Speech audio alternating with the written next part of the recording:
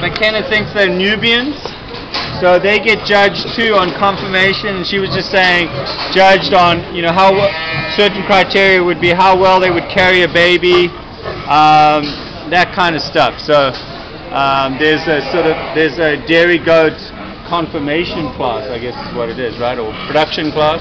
No, like to have the dairy goats, it's just like in 4-H is like a whole bunch of different projects, so you can be like a dairy goat project. Okay. A leader and then Okay. So they're judging the whole project. Yeah. Right. Okay. Because like the goat is the kid's project, and they judge the goat. So it's the project. Yeah. Okay. Cool. All right. And we saw a little. Right there. Okay. All right, Kari, are you ready? Yeah. All right. Do we need to put you up on get a ladder for you, or what?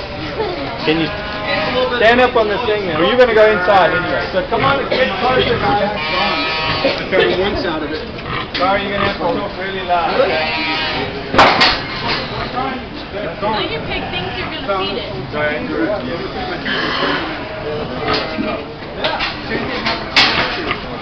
Yeah, I lost 3 batters. I fought a brand new. Oh. There's no way it's not 100 pounds. So excited.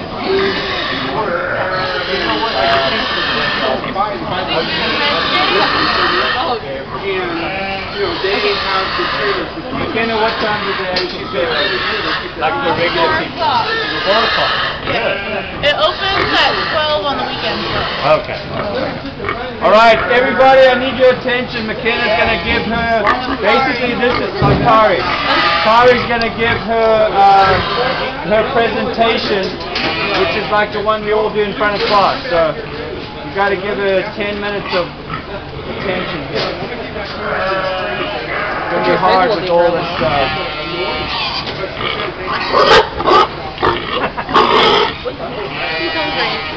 So, like a lot of people think pigs are, they're not dirty, and they aren't gluttons, like Mr. Penfold was saying, they won't eat themselves to death.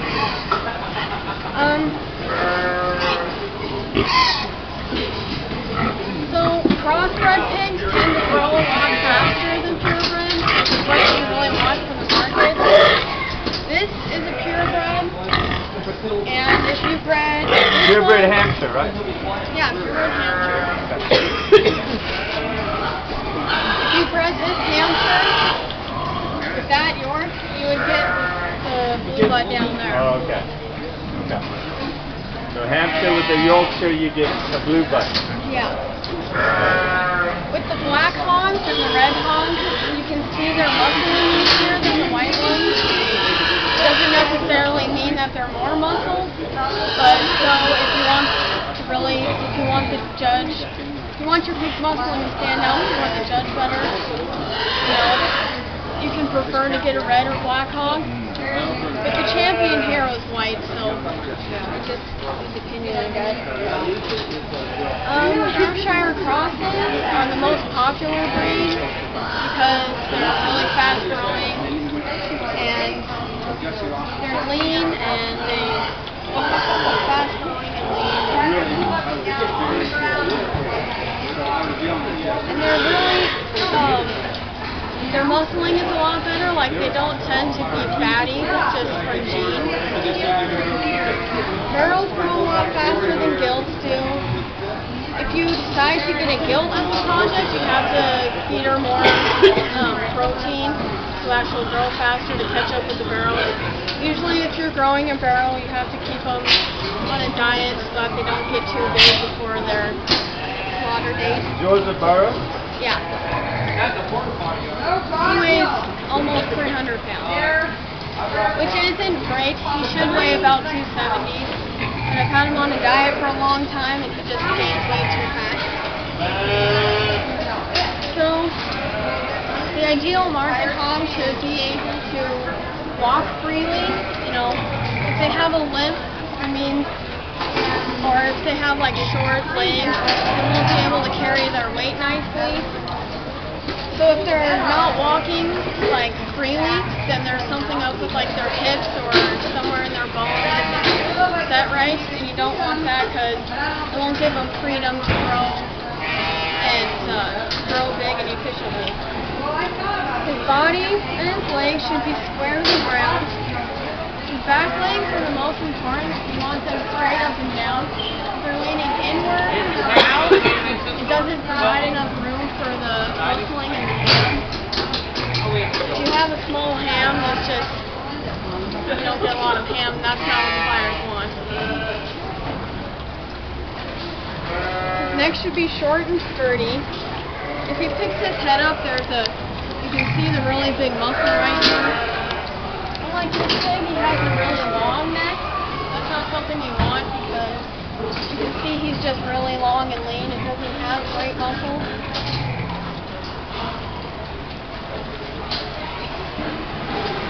Okay, if their spine is like curved this way, or if it's kind of offset or doing funny things,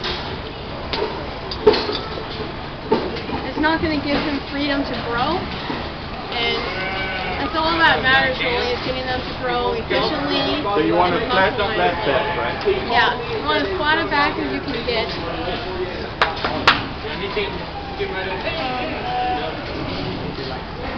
Hogs can be free-fed from birth up to 220 pounds. You can free feed them longer if you want to, but after 220 pounds, all the weight that they gain is mainly just fat.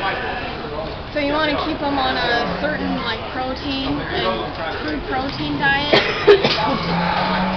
so that they still need fat and muscle, but you don't want them when they walk. You don't want all this fat dribbling around.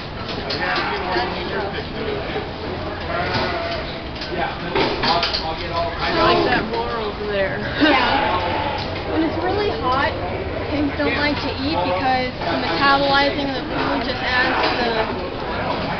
to the stress. Pigs can get stressed out really easily. So when it's hot outside, you want to keep it as palatable as possible with really high nutrients because they don't like to eat when it's hot. And pigs can't sweat, so you have to keep them as cool as possible. If they're in a hot environment, they stress out really easily and then they can just die right there. So you have to keep them in the shade, keep them cool, and give them more water. The ideal weight for slaughter is 270 pounds. My pig's 300, which isn't great, but he still has a really great conformation. He took first in the division for market and third in the championship, even though he's too heavy for the ideal weight. And that's just because his conformation is so good. But all the pigs were that weight. Yeah. All the top three were right overweight. At 300 pounds. Yeah.